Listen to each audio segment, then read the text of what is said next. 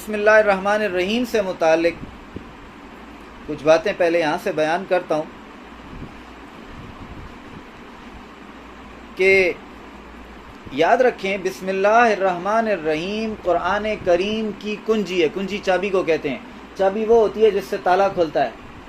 قرآن کریم کے جتنے قفل ہیں، جتنے تالے ہیں، جتنی اس میں ایسی باتیں ہیں جو لوگوں کو سمجھ نہیں آتی ہیں، وہ بسم اللہ الرحمن الرحیم سے کھل سکتی ہیں اور کھلتی ہیں. اس کا شان نزول یہ ہے کہ یہ وہ پہلا کلمہ ہے جو سیدنا آدم علیہ السلام پر نازل کیا گیا. آدم علیہ السلام پر بھی سب سے پہلا کلمہ یہی اترا ہے. کفار کی عادت تھی کہ ہر کام شروع کرتے وقت اپنے بتوں کا نام لیتے تھے، یعنی بسم اللہ والعزا کہتے تھے. بس مومن اہل توحید پہ لازم ہوا کہ اپنا ہر کام شروع کرنے سے پہلے اللہ تعالیٰ کا اسم مبارک زبان پر لائے، تاکہ اللہ تعالیٰ کا نام مقدم رہے اور فعل یعنی کام مؤخر وہ بعد میں آئے.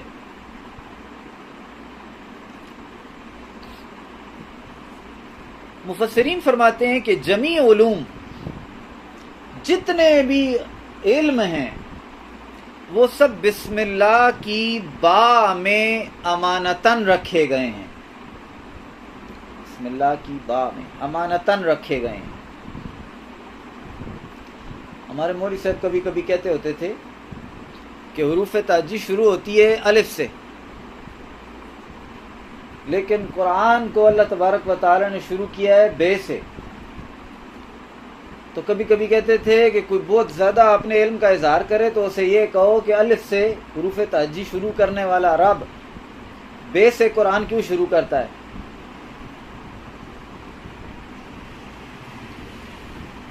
پھر میر علی شاہ صاحب رحمۃ اللہ علیہ بیان فرماتے ہیں کہ الف جو ہے نا، شیخ اکبر رحمہ اللہ سے کی نسبت سے، کہ الف اللہ تبارک و تعالی کی ذات کے لیے، اس میں کبریائی ہے، اونچائی ہے، بڑائی ہے.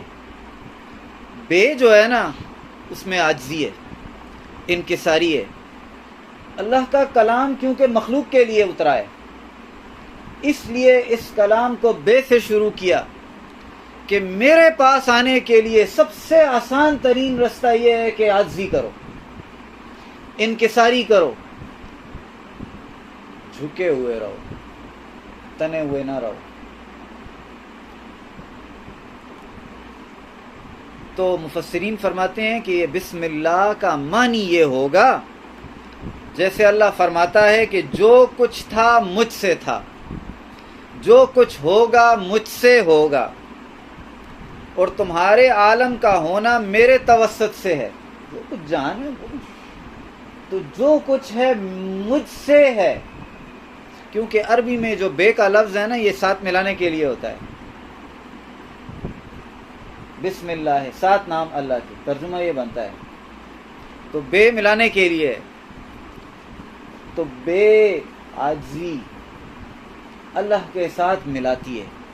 اور یاد رکھیں عاجزی کرنے والے اور رب کے درمیان میں کچھ نہیں، بے کے ساتھ ہی اللہ ہے.